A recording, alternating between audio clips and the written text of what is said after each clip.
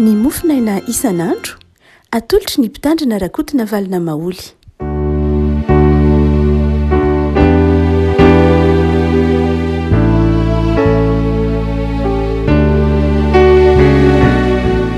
Farinana no iaravanantsika hatratr'ity zoma fahatelo ambin'ny folo ny volana desambra ity. Ny mofinaina voalahatra ao antsika dia ny taratasy voalohany nosoratan'i Petera voalohany toko fahatelo, Petera voalohany toko fahatelo andininy fahavalo, Petera voalohany toko fahatelo andininy fahavalo ka hatramin'ny faharoa ambin'ny folo. Vakina amin'ny anaran'i Jesoa. Farany miraisa saina ianareo rehetra ka miarah ory, mifankatiava tahaka ny mpirahalahy, mifamindra fo manitry tena, tsy mamany ratsy ny ratsy na fanaratsiana ny fanaratsiana. Vaoka hisaotra kosa satria ho amin'izany no niantsonanareo mba handova fitahina. Fa na iza maniry fiainana tsy tahita andro soa aoka izy aro ny lelany amin'ny ratsy ary molony mba tsy hiteny fitaka. Aoka izy hiara amin'ny ratsy ka hanao soa, aoka izy hitady fihavanana sy hanaraka azy. Fa ny mason'ny tompo dia mitsinjo ny marina ary ny sofiny mihaino ny fitarainany, fa ny tavan'ny tompo dia tezitra amin'ny mpanao ratsy. Ray Masino manamasinana amin'ny fahamarinana ny teninao no fahamarinana. Amen. Na i Paoly na i Petera na i Jesoa dia samy miresaka etika avokoa. Ny Matteo toko fahadimy toko fahaenina toko fahafito dia anazavan'i Jesoa ny etikan'i Jesoa, ny etika tantarain'i Matteo. Ny Romana toko faharoa ambin'ny folo toko fahatelo ambin'ny folo dia lava be mihitsy anazavan'i Paoly momba ny etika kristiana. Ary amin'ny toko fahatelo teo kosa Petera dia miresaka momba ny etika koa izay tokony ho toetran'ny kristiana. Tapany voalohany zany dia miresaka momba ny tokony ho toetran'ny kristiana ao an-tokantrano, fifandraisan'ny mpivady, fifandraisan'ny mpianakavy, miresaka ny fifandraisan'ny ankohonana Petera. Ary ao aorianan'izay manomboka amin'ity andininy fahaenina ity dia miresaka kosa izy ny andininy fahavalo dia miresaka kosa izy momba ny fifandraisan'ny mpino. Ny fianakaviana zany no resahan'i Petera melo, zay izy vao miresaka ny fiangonana. Mazava ho azy izay toetrany anatin'ny fianakaviana ihany no hoentina aty am-piangonana. Noho izany dia mamafisin'ny Paoly ataony zava-dehibe mihitsy ny fanajan'ny mpivady, fahamotiana ny vehivavy, fahamotiana ny mpianakavy ny finoana, dia rehefa avy eo kosa dia niresaka kosa izy hoe rehefa aty am-piangonana kosa ianareo dia izao aoka ianareo ray saina, aoka ianareo hiara-miory, aoka ianareo mifankatia, manitry tena, mifamindra fo, tsy mamany ratsy. Raha ohatra tsika ka mijery ny eto Madagasikara, ho an'ny fiangonana ataontsika hoe protestanta eto Madagasikara moa dia tsy mitovy loatra amin'ny fiangonana katolika na mitovy amin'ny fiangonana loterana na ny anglikana noho ny antony ara-tantara. Ny antony dia satria ny fiangonana protestanta malagasy any F-Jekema zany izay tonga aloha izy mazava ho azy, tonga tamin'ny taona roapolo sy valonjato sy arivo ny misionera no nikadina teo Antananarivo, valo ambin'ny folo sy valonjato sy arivo izy mbola tany Tomasina, sivy ambin'ny folo sy valonjato sy arivo izy mbola tany verina tany Maorisy, ny misionera Lalamesa zany io, fa ny roapolo sy valonjato sy arivo kosa izy vao niakatra teo Antananarivo. Dia aty amin'ny taona valo ambin'ny folo sy valonjato sy arivo, zany fotoana nahaterahany antsoina hoe isan'ny mbola nimerina, dia teo nanomboka zao endriky ny fiangonana ahitantsika azy zao. Indriny amin'ny lafiny ahoana moa ilay fiangonana isan-tanàna. Nety tsara tamin'ny teolojia ny LMS ny toe-tsaina malagasy zay tsy tokony adonoantsika mihitsy, satria ny LMS dia nanome toerana antsoina hoe église locale. Zava-dehibe amin'ny LMS satria tsy congrégationaliste ny hoe ny église locale zany ny tanàna tsirairay dia tokony hanana fiangonana. Raha ohatra ka makany Pays de Galles nareo ohatra na makany Écosse dia be dehibe ny fiangonana tahaka ny aty amintsika izao saika isan-tanàna. io toetsaina ny toetsain'ny LMS toetsain'ny congrégationaliste io zay nanao hoe ny église locale na le fiangonana kely isan-tanàna ity de manana ny fahaleovantenany, manana ny fahaleovantenany, izy ihany no mifidy ny mpitandrina, izy ihany no mitady ny volany, izy ihany no mikarakara ny trano fiangonana, izy ihany no mampianatra kolalady ao anatiny ao, izy ihany no manao fandaminana ao anatiny ao. Zay lay fiangonana congrégationaliste nolovana tamin'ny LMS. Io tsy hoe diso na marina satria ara-tsoatra masina koa misy an'zany, tsy hoe ara-tsoatra masina zany fa ara-tsoatra masina tsara koa zany. Hotsika manao hoe manamarika ny fiainam-piangonana mandrak-ankehitriny izy io. Satria rehefa naorina lay fiangonana de nivoizin'ny LMS zany, ny hoe tokony manorina fiangonana isan-tanàna koa. Ary dia ny malagasy moa toetsaina malagasy dia mifamatotra ny olona sy ny tany mazava ho azy. Amin'ny fomba fijery malagasy de zao ny olona, ny fiainan'ny olona de mifamatotra amin'ny tany, amin'ny zavaboary. Zara toetsaina malagasy zany. Tsy hoe maniditsidina zany ny malagasy ny fomba fijery fa zao ivon'ny zavaboary ny olombelona ka dia mifamatotra amin'ny tany mihitsy ny fiainan'ny olombelona. Noho zany dia ny tany zany tamin'ny malagasy dia saika manana ny azy ny isam-pianakaviana. Raha ohatra ka mitsanona totrika hoe Antananarivo ihany tsika fa ohatr'izay koa na tany amin'ny toeran-kafa aza, dia ny tanàna de efa samy manana ny toerany misy azy avy, hoe ny fianakaviana ohatr'izao na fianakaviam-be ohatr'izao de any Ambohitromby miangona ny monina, ny fianakaviam-be ohatr'izao de any Ambohidratrimo, ny Marivatana, ny fianakaviana ohatr'izao de aty Ambohitately na etsy Antsahabe, ny fianakaviana ohatr'izao de any Ambonilo, zany hoe vao aty aoriana raha vao tena nomena toerana na teny hoe anara-tany, fa tany aloha de ny olona no tenenina hoe aiza ianao zany de ho any Antsianaka any, lasa any amin'ny Sakalava any, lasa any amin'ny Betsimisaraka any, any amin'ny Ambaniandro any, lasa any ohatra hoe asa any amin'ny Besanjano any, zany hoe lay olona ny tena zava-dehibe fa tsy lay géographie le toerana misy azy. Vao ny fanjana tamin'ny andron'ny fanjanahantany, vao napetraky ny fanjanahantany hoe aleo apetraka ny lafiny ara-jeografika de nanomboka ny olona nampiasa ny teny hoe zay any Ambonilo petraka, zay any Analamahitsy, zay any Ambohitraraba. Vao taty aoriana vao tena tamin'ny andron'ny fanjanahantany, marina fa nisy any zany taleo, fa lay olona mipetraka ao no ny tena tany amboroany ho aiza nareo zany marina fa misy ny namena fa ohatran'izay dia lasa any amin'ny Tsimahafotsy any na tahak'izay le fomba fijery. Dia ny malagasy, ny fiangonana malagasy dia saika isan-tanàna nisy fiangonana satria samy te aleo teny. Hafahafa be zany hoe fianakaviam-be anankiray mipetraka eto Namena ohatra de andeha hiangona any na atao ve andeha hiangona any Ambohimanga na andeha hiangona any Manandrina ohatra, tsy azony eritreretina mihitsy zany tamin'izany fotoana zany satria samy manana ny taniny. Io le tenin'ny tolo malagasy hoe samy masina taniny, samy manana ny taniny, samy manana ny tanin-drazany ary dia samy mikolokolo ny azy eo. Ary dia aty amin'ny taona 1890 dia rehefa tonga kristianina ny mpanjaka Ranavalona faharoa dia nalalaka vavahana kristianina zany de nirohatra nanorina fiangonana ny isan-tanàna ao amin'le toe-tsaina hoe tsy te hitambitamby, tsy zay loatra fa hoe hafahafa be zany hoe andeha hiangona dia andeha ho any amin'ny fiangonan'ny olona hafa toy ny hoe samy manana ny tanin-drazany dia tsy samy naleo tena. Samy naleo tena ka dia lay fitiavana hoe tsy hoe tsy norahina ny malagasy fa misy lafin-javatra izay tazon'ny malagasy fatratra de lay hoe eo amin'ny faritra izy mipetraka, eo izy ny maty, eo izy no milevina, eo izy no miangona. De izay toe-tsaina izay no amafisy ny teolojian'ny LMS hoe io ny fiangonanareo de eo nareo no miangona.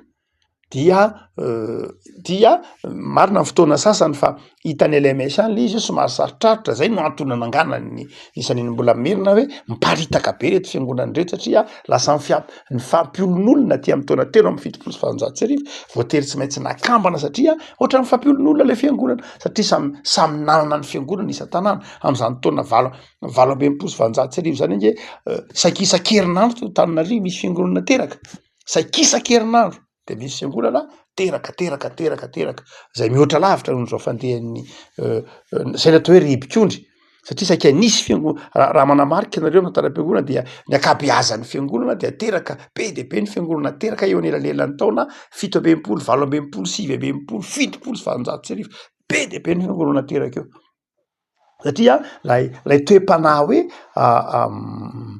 tsy miankina amin'naizana tsy mandeha makany amin'ny fiangonan'ny hafa dia ateoriana mandraka kehitriny zay mahatonga an'iny hoe rehefa mahita an'lay fiangonana andreny nareo dia tsy ngeza be le fiangonana satria fiangonam-pianakaviana say atonony azy menakavy mihitsy izy tsy neritreritra mihitsy manao hoe hanamboatra fiangonana ka iangonany zareo ary ambany avaratra na iangonany zareo any raha ohatra ka makaty ambotatelo na ohatra de tsy eritreritra mihitsy fiangonana botatelo hoe iangona tiro zareo avy any Andohalo na zareo avy any ambavady mitafo fa zay atonina azy ny nataony tao de ohatr'izay koa zareo avaratra Andohalo tsy neritreritra mihitsy izy de ny olona ny faravohitra na nonina ny nalakely andeha iangona ty avaratra Andohalo ohatra fa de zay atonina azy rehetra ihany tsy hoe tsy nanana vision izy tsy zay loatra satria mantsika mietra manao hoe ny olona taloha tsy mba nanana vision tsy resaka vision le izy fa resaka kolotsaina hoe tsisy antony tokony hanaovana fiangonana ngeza be ka iangonan'ny olo-kafa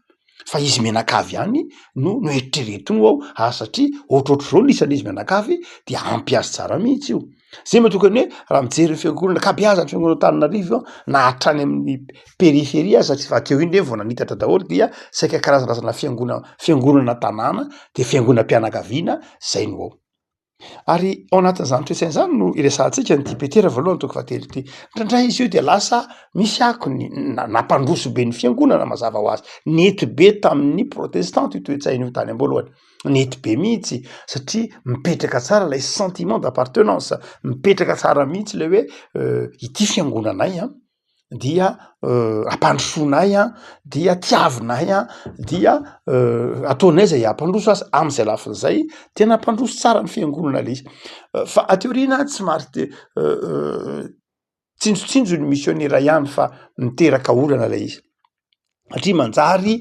lasa ho toy ny an'ny olombelona le fiangonana lasa toy ny hoe zahay ihany ny ato de voatery nanamboatra sy nanitsy an'izay ny missionnaire ny LMS somary efa taraiky any satria efa 10 taona teoriana zay vao vataranaka telo teoriana zany na ohatr'izany zay vao natsiaro ny LMS hoe ho an'ny congrégationaliste manokana hoe tokony amboarina zany ny MPF no fiangonana ataontsika hoe MPF zany no avy hatrany de nahatsapany io ny MPF rehefa tonga teto ny 7 de avy hatrany de nahatsapa any olana io zay natonga ny MPF nitondra ny rafitra tsy ny hoe presbyteriana synodaly hoe tsy maintsy rafitra misokatra kokoa dia ny MPF natsinjo an'izay fa ny LMS sady tsy de tena nanana an'le teolojia zay loatra izy satria ny azy tena le hoe église locale na tamin'ny vanim-potoana ny fanjanahantany aza tamin'ny vanim-potoana ny fanjanahantany dia na ny frantsay koa ara zany rehefa nanjanahantany dia tsy de tena mbola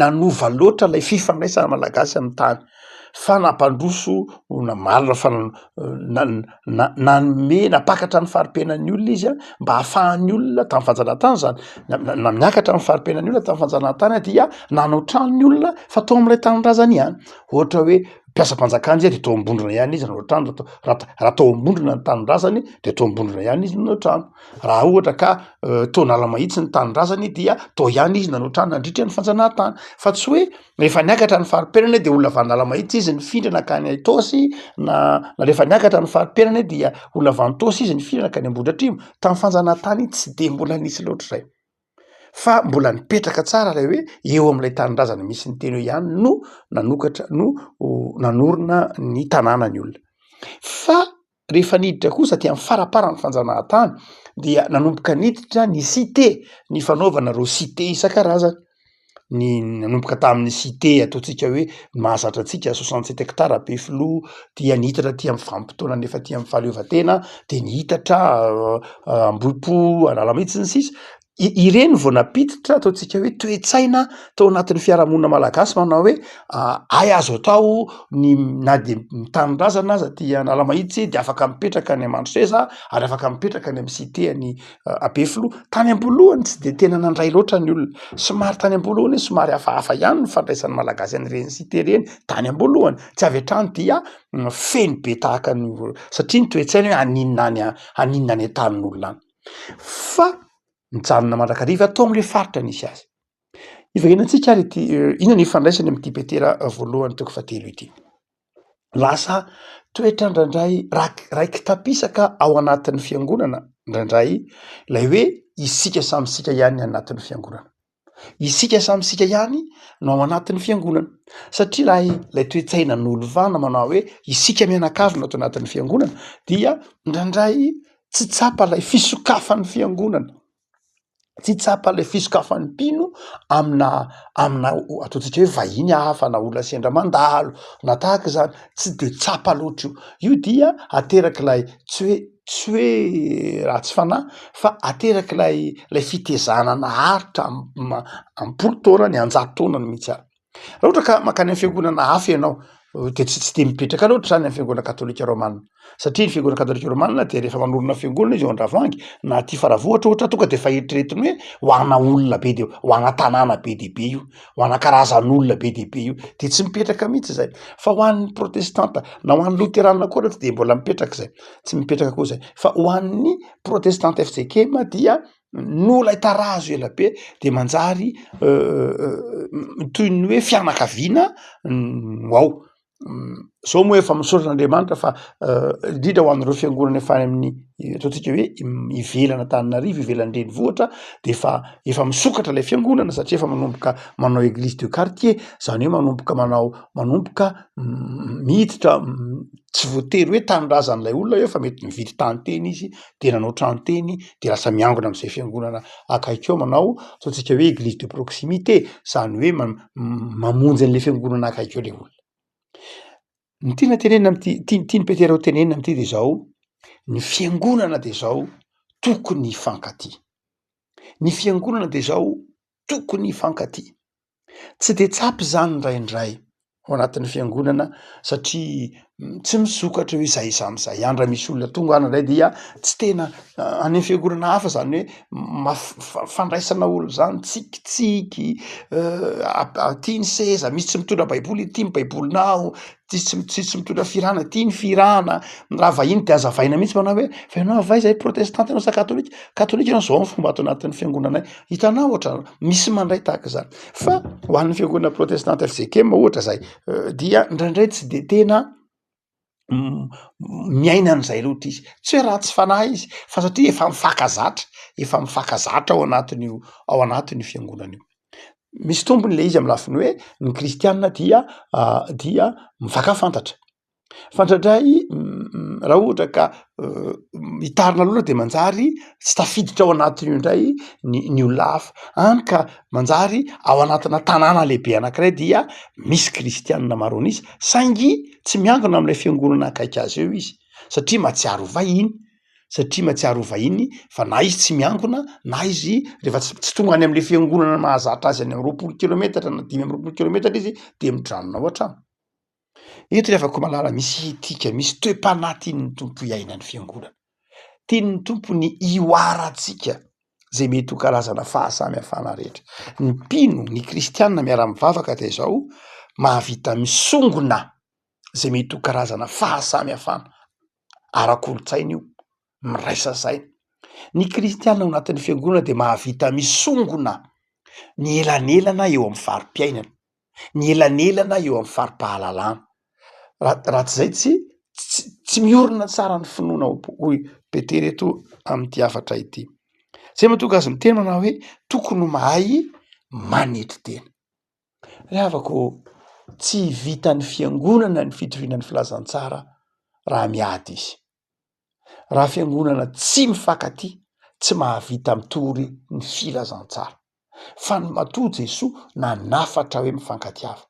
Ary matoa averimberiny Paoly, averimberiny Jaona, averimberiny Petera hoe mifankatiava ianareo.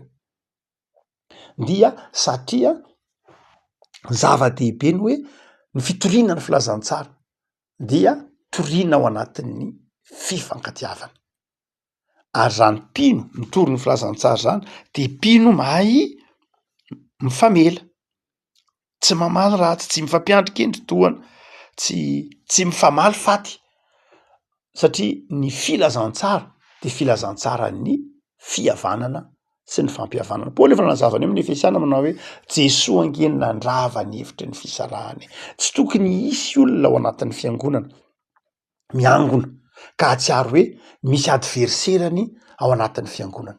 Hoe zaho ato am-piangonana de misy adversera politika ato, na misy mpifanandrina amiko ara-politika ato, na misy mpifaninana amiko amin'ny orinasa ato, na misy mpifaninana amiko amin'ny concours any amin'ny fanjakana ato. Tsy tokony ho zay no hita. Tsy tokony ho zay no hita satria ny fiangonana de nataon'Andriamanitra ahatserovany rehetra hoe toy ny mpiray tam-po anatin'ny fiangonana.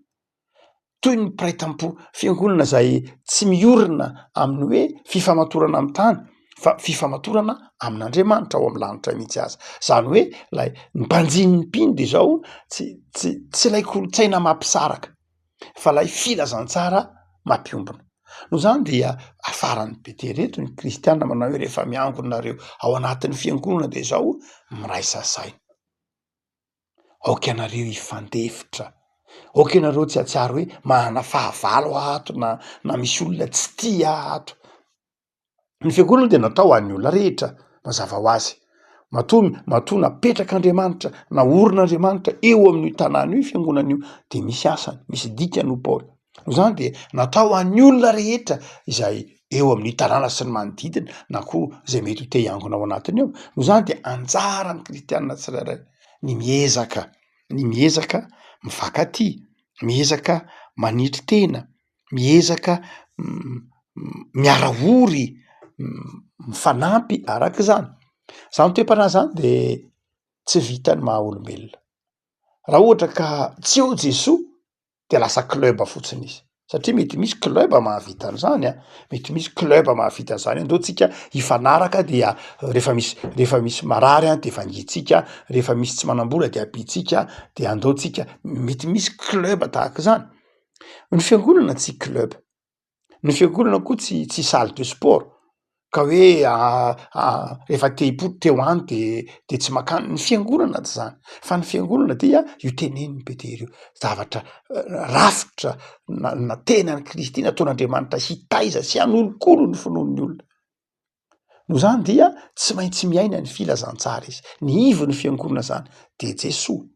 Raha tsy ao amin'ny Jesoa tsika tsy manana an'ireo tetra ireo, tsy mahay miaina amin'ireo tetra ireo. Ary rehefa ao kosa Jesoa, raha samy mibanjana ny hazo fijalian'ny Kristy avokoa, ny mpino rehetra de zao mitoetra io toe-panahy io na io etika kristianina io, mipetraka tsara io. Arakaraky ny anatoanantsika rehetra ny hazo fijalian'ny Kristy no mampifanakaiky antsika. Mety raha samy lavitra ny hazo fijaliantsika de mifanalavitra, fa rehefa samy miara-manakaiky ny hazo fijaliana ny mpino de lasa mifanakaiky fo izy. Zay mahatonga ny hoe io hazo fijaliana io dia mampiombona, mampiray, mandrava ny hevitry ny fisarahana. Am'izao faran'ny herinandro zao ara de ny afatry Paoly de ny hoe kristianina mahavita misongona ny fahasamihafana. Kristianina madio fo, tsy mieritreritra ny hafa ho adverserany rehefa anatin'ny fiangonana. Kristianina zay mahavita misongona ny tsy ny fahasamihafana ihany fa ny elanelana ara-pahalalana. Zomany andro havako, samy mandihy ny tena isika, nanitry tena ve isika? Vitatsika ve zany tamin'ny namantsika tao anatin'ny fiangonana? Raha tsy mahavita an'izany tsika de raha tsy niezaka tamin'izany tsika de mampalahelo ny fanahy mason'Andriamanitra Paoly amin'ny Tesaloniana. De afaka malala hiezaka ao anatin'ny fiangonana, ao anatin'ny fianakaviana mba olona ilain'ny ny hafa, mba olona hampahery ny hafa, mba olona mpitondra teny mamy, vahaolany ny hafa, mitona ny hafa mba hanatona an'Andriamanitra, olona zay olo ny fanetretena. De afaka hanatona an'Andriamanitra am'izany toe-panahy zany isika. Mivavaka Jesosy misoranao zay no ny amin'ny nanomezanao anay fiangonana isa-tanàna. Misaora noho ny filazantsara zay nomenao anay iainanay. Fa ampianaro zay Tompo mba ahavita hisongona ny fahasamihafana, handresy zay rehetra mety ho hevitra mampisaraka amin'ny alalan'ny herin'ny hazo fijalianao. Ka atsiarovanay mpino rehetra fa ny vatatrano fiangonana dia tsy hevitra mampisaraka atsy akory. Fa ny vatatrano fiangonana dia marika amatahana tamaso ihany fa misy fiangonana, misy tenanao Jesoa eo amin'ny faritra misy anay. De ampahery zay Jesoa mba ho tia namana. Ampianaro zay mba hanana fandeferana. Ampianaro zay mba hanaraka ny hafatry ny soatra masina mba ho malemy fanahy amin'ny namanay. Farana l'herinandro Tompo. Mamelà anay raha toa ka miolon'olona izahay. Mamelà anay raha toa ka malaky mitsara izahay. Mamelà anay Tompo raha hitanao fa tsy mandeha araka ny fifankatiavana izahay, mifanandrina izahay, tsy miray saina izahay. Hany ka manjary tsy sambatra izahay, tsy miadana izahay. Menatra anao zay Jesoa dia ampaherezo ary tsy anatinay ny fanahinao masina, ilay fanahin'ny fandeferana, ilay fanahin'ny fanetretena, ilay fanahin'ny fifaliana. Dia ampaherezo izahay amin'ny tontolo andro ity ny asanay taio mba hizaranay fitiavana mipiarabelona aminay, hizaranay fifaliana mipiarabelona aminay. Dia aza mahafona mahasaraka anay ianao Jesoa manjaka amin'ny tokantranonay tsirairay avy. Amen.